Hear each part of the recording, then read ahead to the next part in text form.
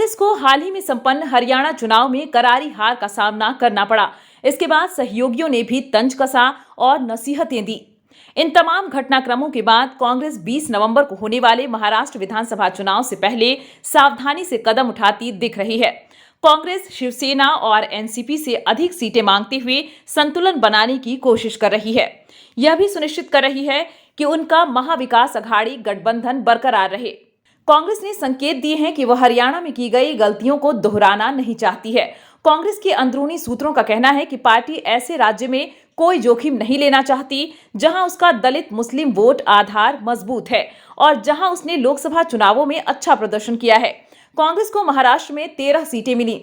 महाराष्ट्र में काम करने की जिम्मेदारी दिए गए एक वरिष्ठ कांग्रेस नेता ने कहा, महाराष्ट्र में हमारी समस्याएं हरियाणा से अलग हो सकती हैं क्योंकि हमारे पास भूपिंदर हुड्डा जैसा कोई बड़ा नेता नहीं है जो वहां अभियान संभाल रहे थे। लेकिन सहयोगी दलों को खुश रखने के साथ साथ सीट बंटवारे पर दृढ़ रहना भी महत्वपूर्ण है।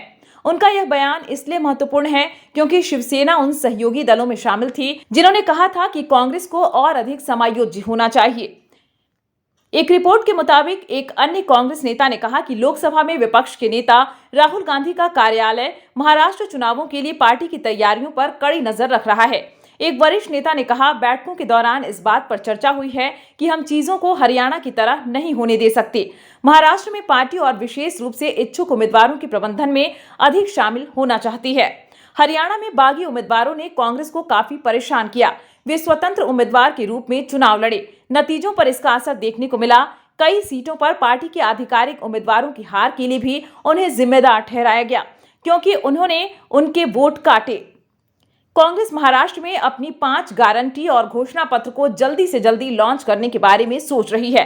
पार्टी के शीर्ष नेताओं में यह भावना है कि हरियाणा में उसका घोषणा पत्र जितना देर से जारी किया जाना चाहिए था उससे कहीं ज्यादा देरी से जारी किया गया। इससे पार्टी के लोगों तक अपनी बात पहुंचाने के लिए कम समय मिला।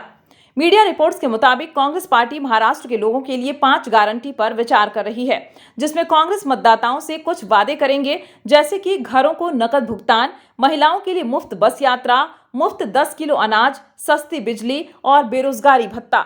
हम अपने घोषणा पत्र में जाति जनगणना का वादा भी करेंगे।